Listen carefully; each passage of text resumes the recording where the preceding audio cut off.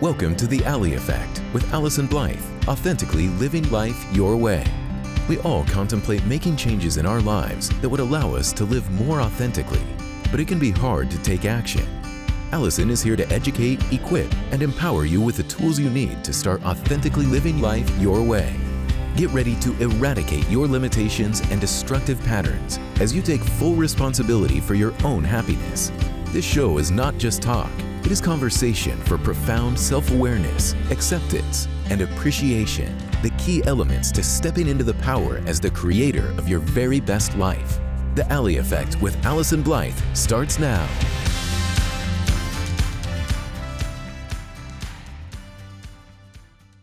Hey everyone, welcome. You're listening to The Ally Effect, Authentically Living Life Your Way with me, Allyson Blythe, certified life coach and licensed clinical social worker. You can join me the first and third Thursday of every single month right here on Transformation Talk Radio, where we dig deep into this concept of authenticity. Different topics each time, supporting you in authentically living life your way.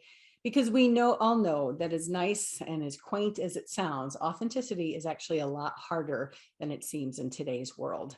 Stay with me for the next hour as we talk about another topic and cover tools, tips, and resources to educate, equip, and empower you in authentically living life your way. This is where you transform through practical tools and real talk. Today, I have a special guest joining me to share some insight and some information about something that influences every single one of us, regardless of background, culture, health, size, or even conditioning. It's a topic relevant to every single person, some far more than others, and some people have a great peace about this, and I actually envy people who do. Some are a little more troubled by it, and yet still others are riddled day in and day out by the mere thought of today's topic. There are two parts to what we'll be addressing today. The first issue is important because our entire culture is built upon a relationship with it. You can't live very long without it, and it's likely part of every single day of yours several times a day. So what in the world am I referring to? Today, we're going to be discussing your relationship with food. Yes, food. Now, for some of you, you're like, oh, yay, let me get my pen and my recipe and we're going to learn something new. And for others, you're kind of shrugging like, oh, what does this even mean? Yet for some of you, as you stop and consider the words that I actually just used, relationship with food. It's an interesting perspective and very intentional terminology. Food, something so simple and so commonplace. Yet, just like authenticity can be very complex and intricate, and far more than it may seem. A relationship with food, sometimes a complicated one, woven into the fabric of cultures, families, personal relationships, social interactions, how we celebrate in our world, how we mourn sometimes, and definitely even into religious traditions. So yes, relationship with food. The second part of today's topic is just as important and relevant as the first, because we'll address the relationship you have with your body. Again, something relevant every day in every single way, because you can't escape it. You can't break up with it. You can't get rid of it. And yet many people have such distorted, complicated, really destructive relationships with their bodies. Everyone has a perspective, perception, and connection with both food and body. And like a relationship with maybe a partner or a friend or even a mother-in-law, some relationships are way healthier than others. Some are much more enjoyable and rewarding, and some are far more complicated and problematic. So consider this for a moment before I introduce Julia. Consider a relationship with food, your relationship with your own body. Again, a show about awareness. What does that bring up for you? What happens? And does it stir anything? This is a show not only about authenticity, but definitely about awareness. And so today we will be discussing how well this relationship serves you and what kind of attention and assistance you may need. Today, I want to introduce you to a dear friend of mine. And though we haven't known each other long, I was instantly drawn to her spark and to her spirit. I think you will see it too. Her passion for this topic is completely evident. And I want to welcome Julia Ryan, who's working on her master's degree in clinical mental health counseling with a passion for treating people with eating disorders. and helping people heal their relationship with food and body. Exactly what I was just talking about. So also as a registered yoga teacher and somebody who's pretty gifted in offering meditation, I can personally attest to that because I sat through a session with her very quickly to experience her meditation skills. She challenges societal norms, educating others on intuitive eating and mindful living, helping clients build a new sense of self. If you've listened to these episodes at all, you know that's exactly educate, equip, and empower. Sense of self. I love it. No wonder we get along so well. Hi, Julia.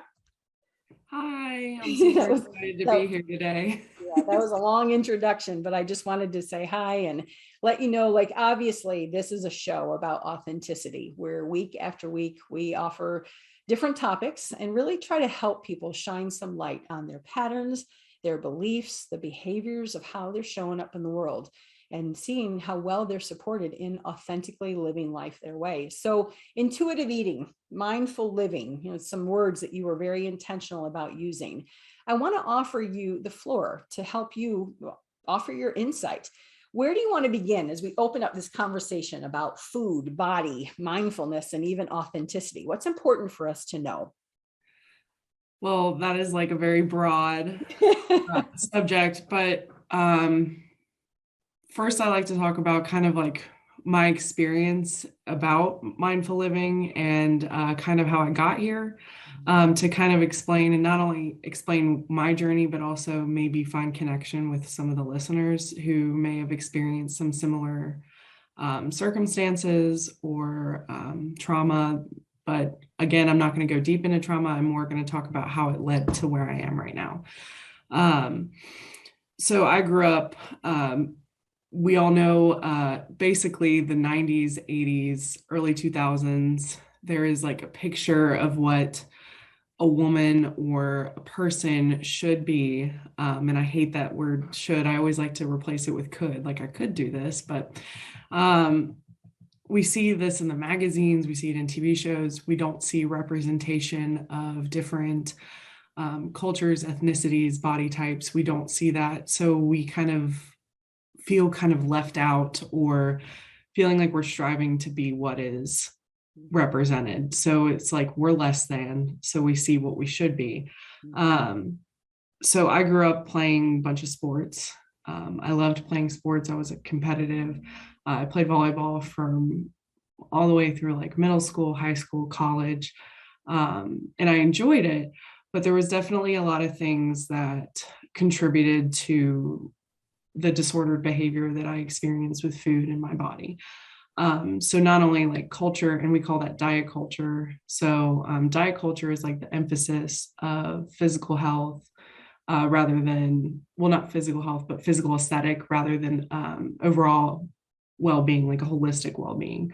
So we see this in companies preying off of insecurities of people. We see this in messages and commercials. We see this in messages we receive from friends and family with like the obsession of food intake, dieting. And the word diet is complicated because we kind of think of restriction when we think of dieting, but diet means basically what you eat. But I think there's been like this negative connotation to it because it means we've taken it as restricting or altering the way we eat because we want to lose weight. So basically from college, and I think I started my first diet when I was like 8 years old. And you hear these messages from not only like friends or bullying, or you hear in health class, like, this is the amount of sugar that's in a pop, like you should be aware of this. But sometimes seeing that can be very traumatic. And then someone like a child is like, oh my God, this is bad. I'm having a Coke. Like, I shouldn't have this, and then hyperfixates on not having it. So it's like we're cultivating these disordered behaviors at a young age. So with the obsession of what is right and what is wrong. And that's important too, because of the connection of morality to food and making people think that they're a good or a bad person because of what they eat and what they look like. We sat across the table from each other at dinner one night and started a conversation, and it was your passion was so, I found myself leaning in strongly to what you were saying, because there's so many points: diet culture, should, language, right, wrong, good, bad, all of that, in terms of helping people understand even their basic mentality and approach of how early messages or basic levels of learning have influenced their understanding of not only body, but also with food. It's fascinating to hear you talk. Mm-hmm. And like even in middle school, you go to your appointment where it's like, oh, we're going to check to see where you are in the percentile. I remember my first appointment in middle school very, very well, because those kind of traumatic experiences stick with you. So I was in 6th grade and I was living in a bigger body as like a child. There's other traumas, and food can be a coping mechanism, but that's seen as a very negative thing. But when you're a child and you don't have a car, you don't use drugs, or you don't like go anywhere, food is like a comfort. Sometimes it's the one thing, especially if you're in a dysfunctional household. So I remember going to my appointment, and without asking me my like activity level or anything like that, she looked at my weight and pretty much told me at 12 years old I needed to lose X amount of pounds, which was pretty high. And my eyes got big, and I was like, how do I do that? And she automatically was like, well, don't eat 2 servings and eat less bread. And I was like, okay, solid. So I was like, okay, solid. This helped a lot. So that also recognizes that not only for children, that having these conversations in medical care need to be a little bit more empathetic and more education based to have like more ethical healthcare. So a more way that I would recommend doing this, like, so I work through a health at every size lens. So a more ethical way that someone could talk to a child or another person living in a bigger body is like, what can we add into your life to help like lower your blood pressure, anything. And I'm not saying that someone in a bigger body has even higher blood pressure or health issues. That's the whole point of like health at every size. It's not saying everyone is healthy, but it's saying you can strive for health at any size, and weight is not a determinant of health. So an example would be like if someone came to me and said that I have high blood pressure, and this person could be thin or fat, and I use fat as a term, as like a term that is neutral. A lot of it's been misconstrued and used to tear down people, but like the fat community is taking it back, and I live in a fat body, so like I'm taking that word back.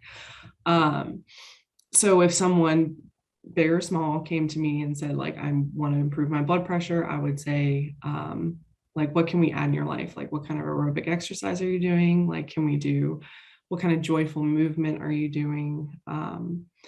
Things like that. But going back to add rather than restrict is what I hear you saying.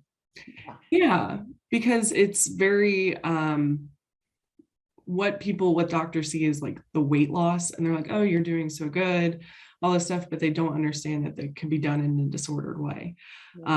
Like cutting out complete food groups, not even getting enough nutrients, different things like that. So I grew up like with this medical system that already was telling me my body was wrong. And then I was hearing those messages in other forms through family, friends, different things. And I'm not saying that it is okay, but I'm saying that I'm not surprised, because generationally, like we're used to seeing people be hyper fixated on weight and appearance. So it's almost like a generational thing that just continues on unless someone stops the curve, or stops where it gets the help that they need to help improve future generations. Well, of your words. I mean, you are very deliberate about the words that you choose, and reframing and helping us understand how we have been shamed or confused by basic principles that you've really, and you did that when we were at the dinner table, you kind of were able to restructure language. Why do you think that's an important part? So in terms of authenticity and helping people really understand how they're showing up in the world, are there specific terms or things that you would use. You use the word should and recognizing that. The word fat. Are there other things that you would language-wise tune people into as maybe like a starting place? Yeah. So when I was talking about how they would talk about good and bad food, or like people being a good or bad person based off of what they eat, that's connecting morality to food and like what you're eating. So talking about food as good or bad, I don't usually use that language surrounding food. I usually use nutrient dense and non-nutrient dense, because that's just a descriptor of food. Like some food are very nutrient dense and some are non-nutrient dense, and both can be required for a well-balanced, like healthy mindset surrounding food. Just for understanding, help people. What are nutrient dense versus non? So like when people think of like diet food, they think of like vegetables, fruits, things that are high in vitamins, antioxidants, chicken, or things that are high in protein and like iron and different nutrients that support the body. Non-nutrient dense food may be like more processed food, like cookies, like packaged cookies or anything like that. And I'm not saying either is bad at all, because both can be needed for a balanced outlook on life, especially when you are recovering from disordered eating disorders, because you have this I can't eat this, or I shouldn't eat this because it's too bad for me. It's too bad for me. And I understand that there's people that advocating for health, but health also doesn't equate to value as a person. Yes. So if someone chooses not to be healthy, or like wants to have some chocolate or like a packaged cookie or processed food, like that's okay. It's not like for you to say that they can't have this. It's like people are not problems to be fixed all the time, like especially fat people or people in bigger bodies. Like they look at us like we're a problem that needs to be fixed, which can be detrimental, because that leads to discrimination in healthcare, discrimination in like fashion industry. But not only that, I talk about body liberation with you as well, and body liberation and like health at every size.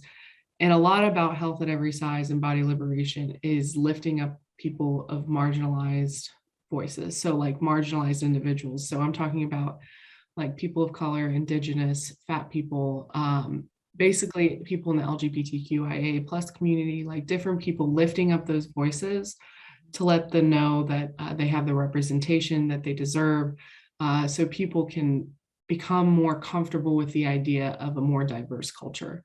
We need to take a break. I hate to interrupt you because my thoughts are like just going a mile a minute.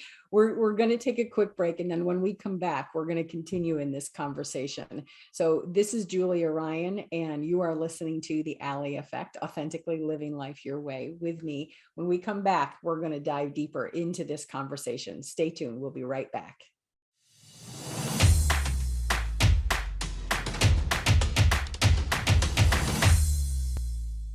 We're back here on The Ally Effect, Authentically Living Life Your Way with me, Allyson Blythe, certified life coach and licensed clinical social worker.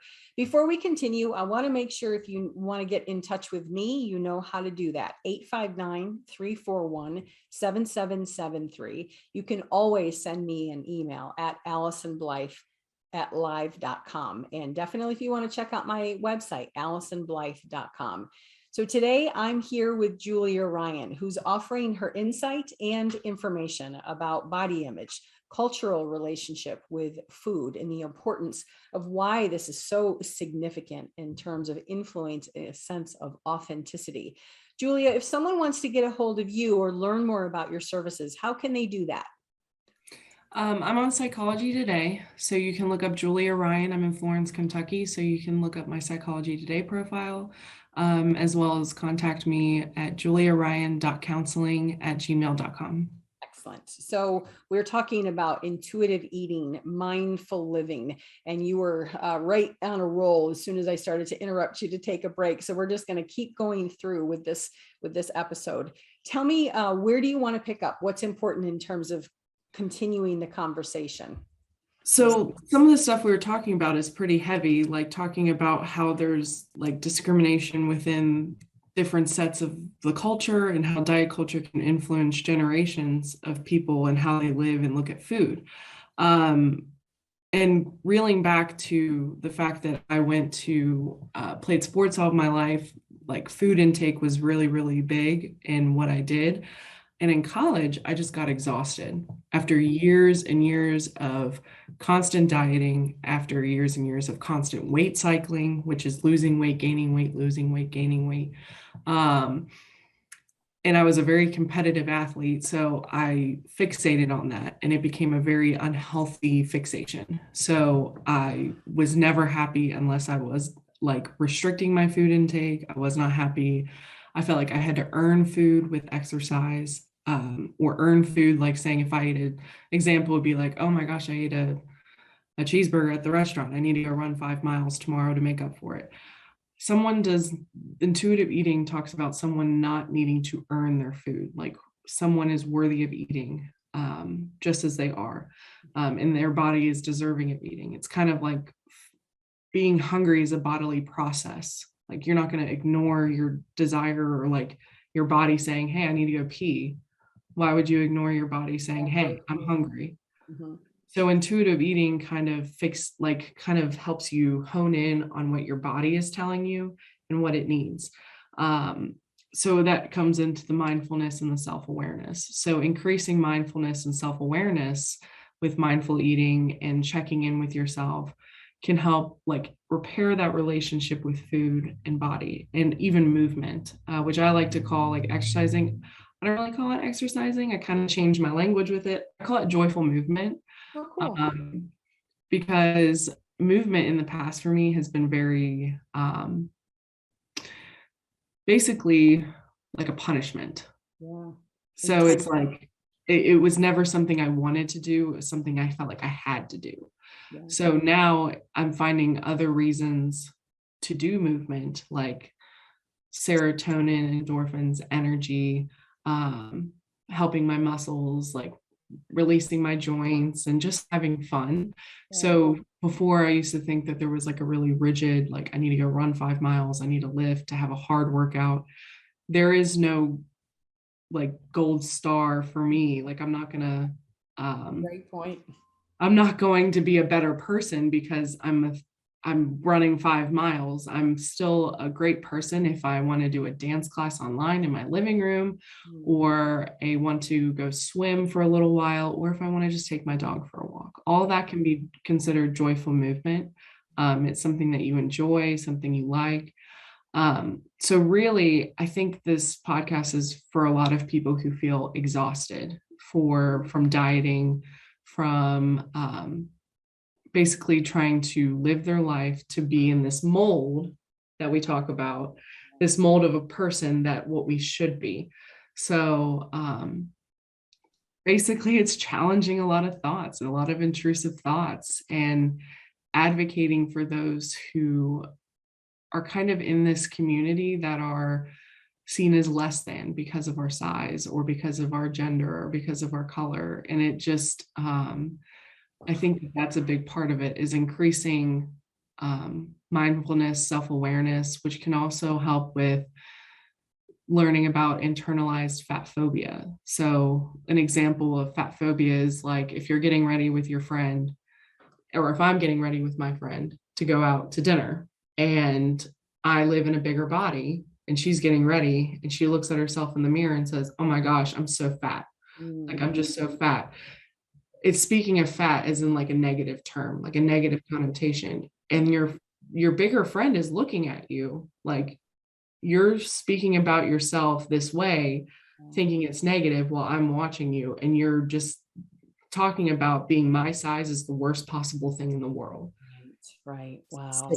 So that it's really detrimental to people's self-confidence. And people are like, well, just go to the gym. You can lose it. A lot of people have difficulty losing it. Like when I recovered from my eating disorder, I found out I had PCOS. I found out I had thyroid condition. Like I found out I had these other medical conditions that like the weight was coming on due to those medical conditions. And then not only that, I was improving my relationship with food and body. So I was eating more because my body was like, oh my God, you haven't fed me this much in years. Right. I'm hungry. Well, it sounds like there's just such points of awareness too that oftentimes kids especially can understand.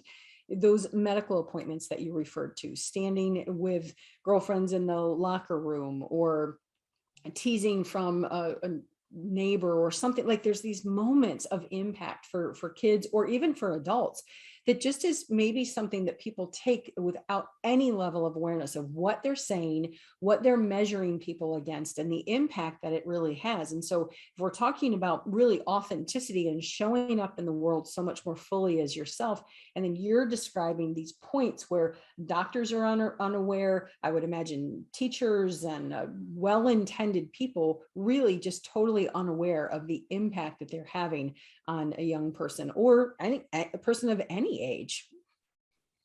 And not only that, it's like the recognition of privilege too, because food, it's almost like someone can have food deprivation because they're self-depriving themselves or because of like socioeconomic status. Yeah. Like, and people don't realize that someone may be like, why don't people just eat more organic, or why don't they just eat more? And there's nothing wrong with eating organic food, but if that is like your jam, but why don't these moms or dads buy more fruits and vegetables? Well, let me ask you a question. If there's a single mom with 3 kids working 3 jobs, is she going to buy the food that'll perish in 2 days, or is she going to buy the food that is available, cheaper, and will not perish as long? Yeah. And it's just like recognizing that privilege that you are able to have the time, the economic like balance to be able to afford all this stuff. And it's recognizing that. And some even eating disorders form from self-deprivation, but also because of like food deprivation, because they physically do not have the money to support like enough food, or the diverse food, and food availability is really important too. So it's recognizing the like someone's privilege with food. Totally agree. Yeah, it's another awareness point where we make these generalized assumptions and minimize what people are up against physically, financially, culturally. Yeah, excellent points. That, and not only the awareness, but that also can increase our gratefulness too.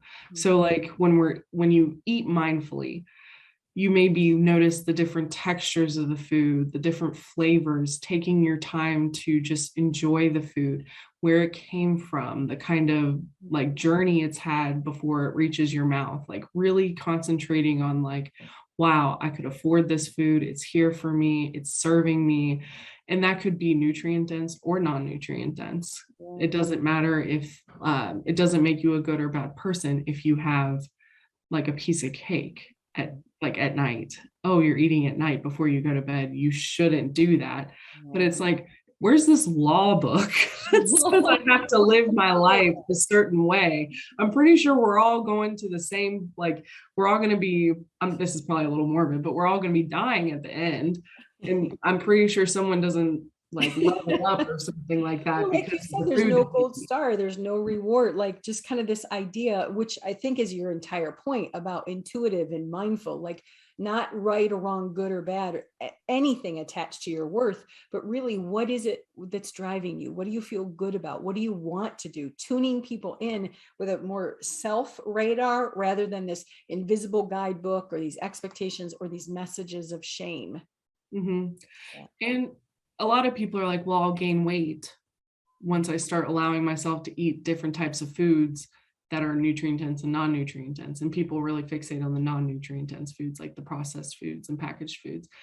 And I'm like, well, probably because when you restrict things, it's kind of like when you tell a kid, you're not allowed to do something, and they just want to do it even more. Once you tell them you're not allowed to do something, your body reacts the same way. It's like your mind will react to the restriction and just crave it more.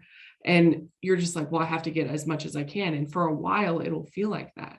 Mm-hmm. But the whole process of adapting intuitive eating is that your mind and your body will adjust and starting to listen to your body more, because our body can do more than what we think it can. Mm-hmm. And a story I like to tell, or an example, is like children they can be so innocent. in their thinking, in their way of thinking. And so like if a child scrapes their knee and they go up to their mom or their grandparent or their guardian, come up to them and say like, look, my body healed itself after like a week. My body healed itself. It's amazing.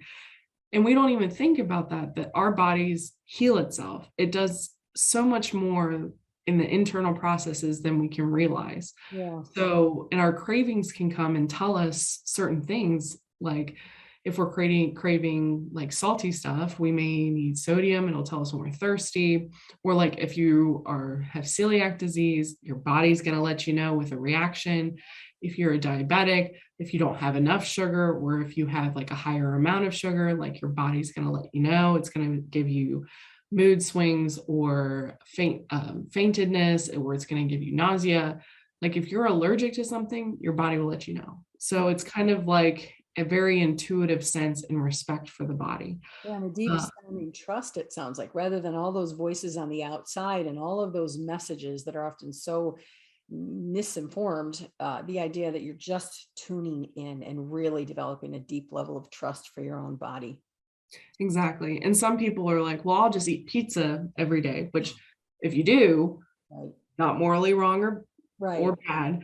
But if you eat pizza every day, I'm pretty sure your body will let you know that I don't want this. Like you might start craving something else after a while. Yes. An example is like my husband, his family never like restricted his food. So there was one day he had like 6 sodas and it like destroyed his like stomach. He was like, oh, I feel sick. He has barely touched soda since that day. So it's almost like your body will react to what you need and what you want. And if you think you're going to overindulge yourself, or even if you do anything like that, it's not morally bad. Right. Yeah. And I just sense so much breathing room and permission that I just kind of hear you say on a way that you're not saying it, is like, it's just going to be okay. Like it's really this idea that your body knows and you can trust it. It's not associated with pass fail anymore. Yeah, exactly. And a lot of intuitive eating counselors that I follow, like Christy Harrison, Jennifer Rowland works as an LCSW for treating eating disorders. And we talk about binge eating disorder. And some people are like, well, I'll just binge everything. But that's not morally wrong. But if you're eating high amounts of food at the end of the day, it may be an indication that you're not feeding your body enough throughout the day, or that you're not giving your body the different variety that it needs.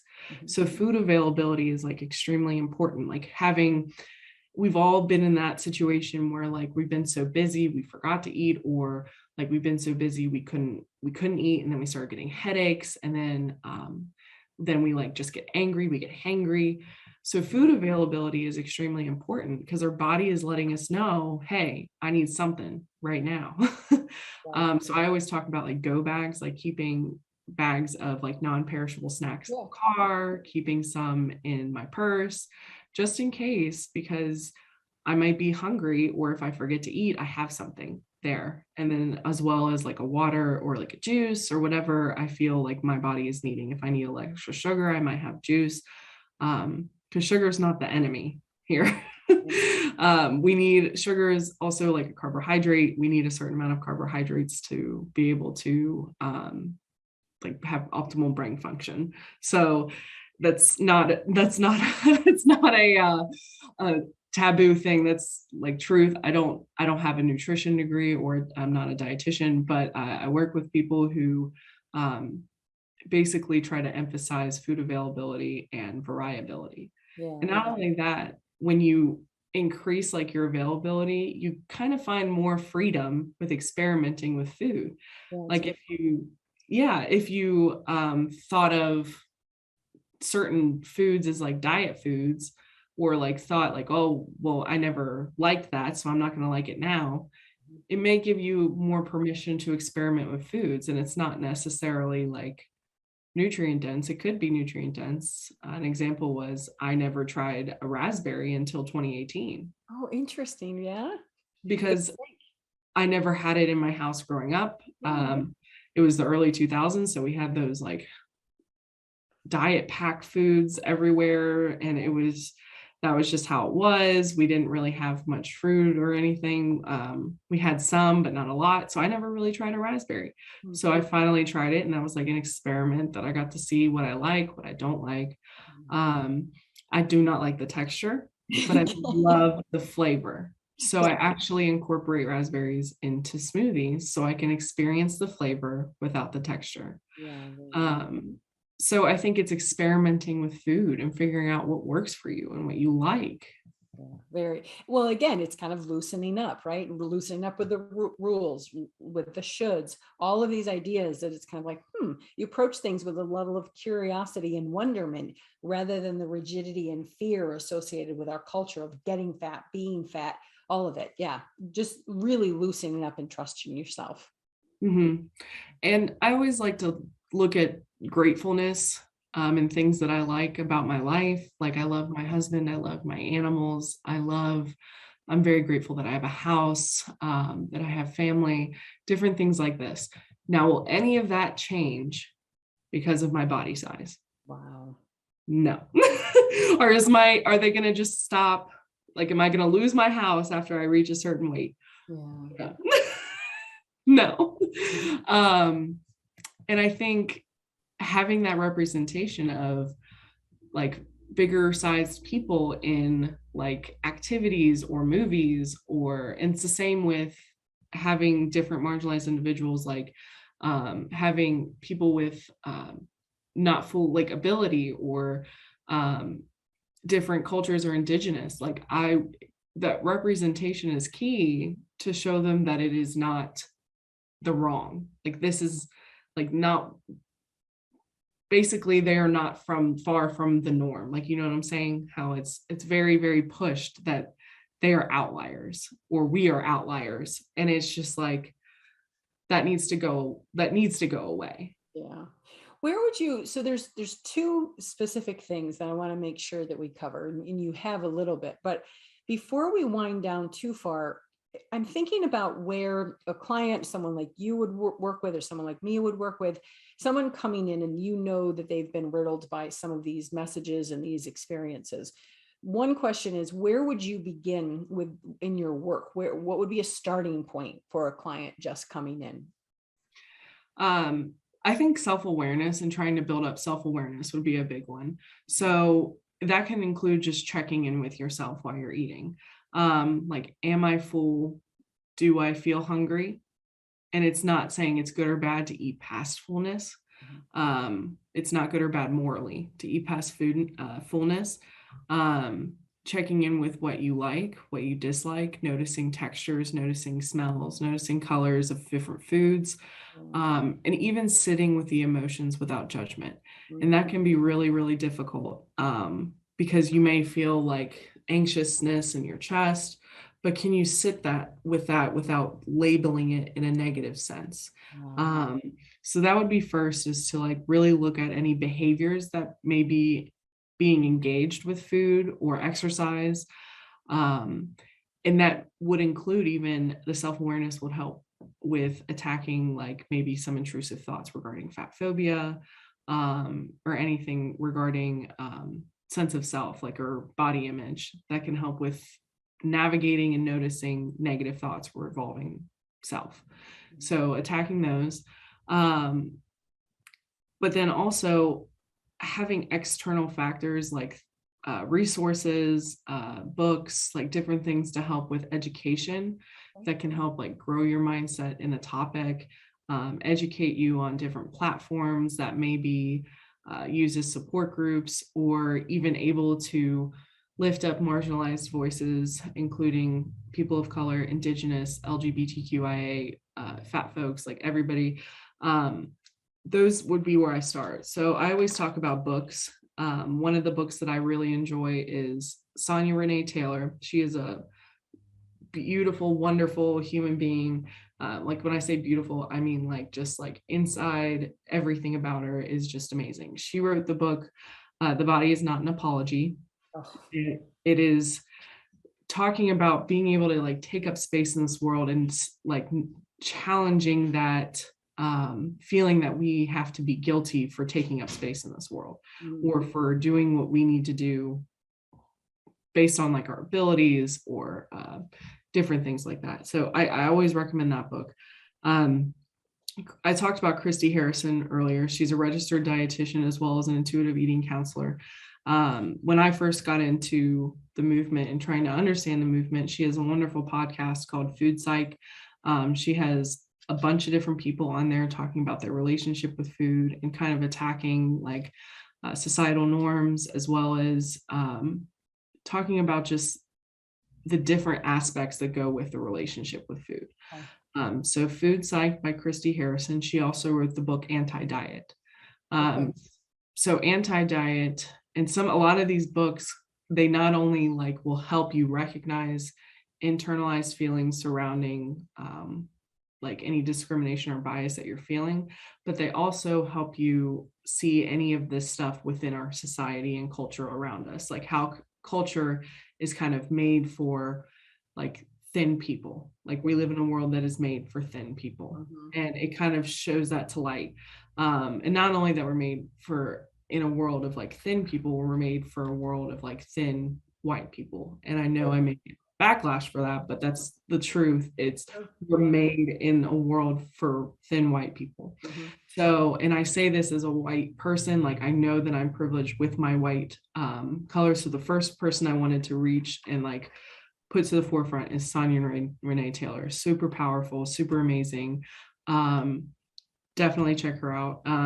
Christy Harrison, she has wonderful human beings, very diverse kind of population that she has on the shows, get different perspectives from like endocrinologists, psychologists, other dietitians, like different things like that, talking about important topics like fertility, food, relationship with food, health concerns, like different things like that, and attacking it through a stance of showing intuitive eating and challenging it through research. Another book is what we talk about when what we don't talk about when we talk about fat. So that kind of definitely talks about how the world is made for thin people and thin privilege and what it is, and kind of attacks it through certain scenarios as well as research, and even talks about legal actions. And I read the book. An example that she gave in the book was like planes, and how like basically they're made for thin people, and it's basically for money and to be able to get as much capacity on the plane as possible. And then also there's the ASDAH, which is like a Hays organization that tries to lift up marginalized voices. Would you say it again? ASDAH, it's the Association for Size, Diversity, and Health. And they try to advocate for those marginalized in healthcare for sure. And then there's also the Health at Every Size website that actually has medical cards you can take to your appointment that tells you do not want to be weighed unless it is medically necessary, different things like that. And it can also help you advocate for yourself when receiving treatment. But those are just... I mean, so much of that is your own awareness, but your own voice, being able to advocate for yourself, to speak up and be able to determine what's in your best interest. And those rote procedures that we go through, getting on the scale, listening to BMIs, like all of these different kinds of things, with just this awareness, like, oh, we not only do we not have to subscribe to that, we don't have to do those things. Exactly. And I think we don't question enough things too. Like if people sat down and they're like, oh yeah, the BMI is bogus, but it's just like, do you know where the BMI came from? And people don't realize that it was like created by a mathematician, statistician like years ago, was not tested on different colored individuals, was not tested on like women. It was tested on like white males. Yeah. Like that was pretty much it. And so we're taking into account in terms of activity or like none of that, just bogus. Pretty much. Yeah. And insurance company use this as a way to be able to approve or not approve people for things based off of their weight and size. And it's very, very disheartening to think about it, but that's what we're doing here is I'm challenging, but I'm also improving our own relationship with food and self, and understanding what you can handle and how you would like to advocate for yourself and others involved in this kind of work. Excellent. We only have a couple more minutes left. And before we do, I'm actually thinking medically minded, very much like what you were saying. What would you want not only the person to know, what would you want the medical community to know, or maybe teachers, people who have the opportunity to reach more? Like what do you want them to know? Just a few lines for them. That's a good question. I feel like a few lines is difficult. Well, we know language being one of them, kind of buying into the BS that we've talked about. So I totally put you on the spot with that question. There's a couple things. I know what you're doing is difficult. I appreciate what you're doing, especially with teachers and the pandemic. I know what you're doing and I want to recognize that. But in the relation with people and discrimination with marginalized individuals and fat bodies and receiving medical care, we need to do better. We need to do better. Well, and good validation, right? Good acknowledgement that they are trying, and here's how you can work on doing it differently. Yeah, we basically the recognizing weight stigma is huge. Weight stigma is basically discriminating against somebody for their size or stigmatizing them because of their size, gender, color, ethnicity, and kind of putting them into this box. Like if someone came, like an example is like if I went to the doctor and I said, hey, I want to get my blood work done, and someone looked at me and before they even checked my A1C, wanted to diagnose me with diabetes or pre-diabetes, which has happened to me before I even got my A1C checked. And again, that's just how it is, because a lot of people look at size and determine it with health, and that needs to be broken down. That needs to be broken down because we are all people living, we are all people trying, and there are thin people that are unhealthy and there are fat people who are healthy. So that needs to be, we need to do better with that. Yeah, I love that. We need to do better.